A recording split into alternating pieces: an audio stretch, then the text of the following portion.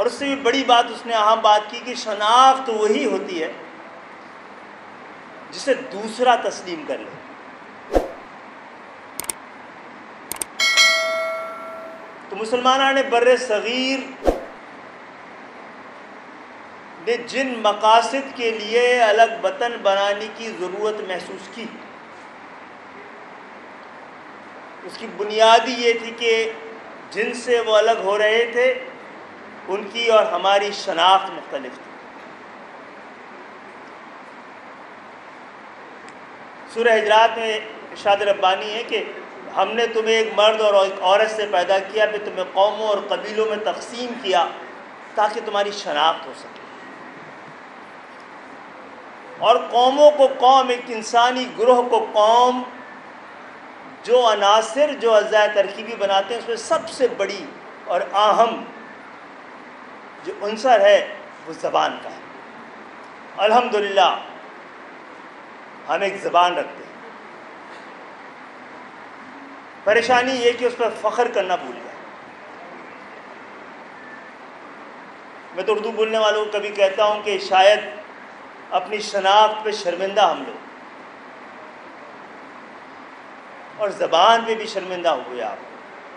ایک ایسی زبان اگر صحیح اس کو ہندی کے ساتھ گڈ مڈ نہ کیا جائے تو دنیا کی پہلی نہیں تو دوسری بڑی رابطہ زبان ہے.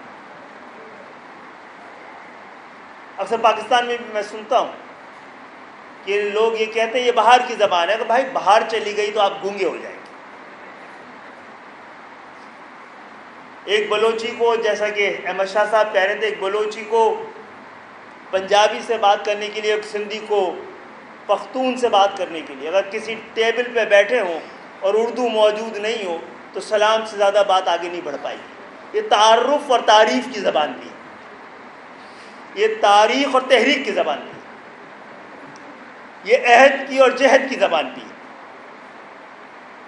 یہ عشق کی زبان ہے. اس کو رزق کی زبان بھی بنانا ہے. یہ ہم سب پر یہ اپنی چوائس ہو سکتی ہے کہ پاکستان میں کس کس کو اس زبان کو اپنی زبان سمجھنا ہے. یہ زبان صرف ہجرت بولنے کرنے والوں کے لیے نہیں ہے، جو لوگ یہاں پہلے سے بستے تھے ان کے لیے بھی اردو کو آنا تھا. اور آج اردو کی طاقت یہ ہے کہ CNN نے سوال کیا کہ نیو یارک کے کیبیز کی رابطہ زبان کیا ہے؟ جواب تھا اردو. میں نے مڈل ایسٹ میں عربیوں کو لڑتے ہوئے دیکھا ہے اردو زبان میں، کہ عربی میں بات کرو، عربی میں بات کرو، قرآن کی زبان ہے. جناب ہمیں اردو کی ضرورت ہے، اردو کو ہماری ضرورت ہے. اردو بڑھتی جا رہی ہے، پھیلتی جا رہی ہے. آج کی ہندی موویاں، ہندوستان کی مووی ہندی مووی نہیں ہے جناب. ہندی تو سماچار ہوتا ہے. سن کے بتائیے کیا ہے، آپ کو سمجھ میں آئے گا؟ ہندو جو موویاں ہندی میں کہلاتی ہیں وہ بھی کہتی ہیں کہ جس کی زبان اردو کی طرح. آپ ہندوستان میں بننے والی جو ہندی فلمیں ہیں وہ دراصل اردو. مجھ سے ایک بار زی ٹی وی نے کہا کہ ذرا آسان اردو بولیے گا. میں نے کہا آسان اردو ہندی ہے اور آسان ہندی اردو ہے.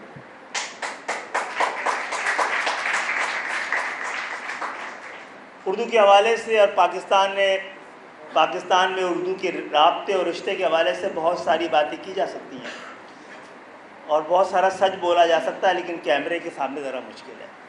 اب میں نے بھی طے یہ کیا ہوا کہ اتنا ہی سچ بولوں گا جتنا کہ ہمارے یہاں جمہوریت آزاد ہے اور ہم سب بھی آزاد ہیں. اگر دیر ہو رہی ہے تو ایم کیو ایم فرنٹ فٹ پہ ہے، اس کا مقصد ہے. بیک فٹ پہ کیوں ہوگی؟ ایم کیو ایم نے اس دفعہ اپنے لیے نہیں، جہاں کا مینڈیٹ ہے صرف وہاں کا نہیں، پورے پاکستان کے 23 کروڑ عوام کے لیے مانگا ہے حکمرانوں سے، اور کہا ہے کہ یہ سارے ایسی جمہوریت جس کے ثمرات عام پاکستانی تک نہیں پہنچتے، اس کی پاکستان کو ضرورت نہیں ہے. تو ثابت کرنا ہے کہ جمہوریت ہے اور اس کے ثمرات عام پاکستانی تک پہنچیں گے.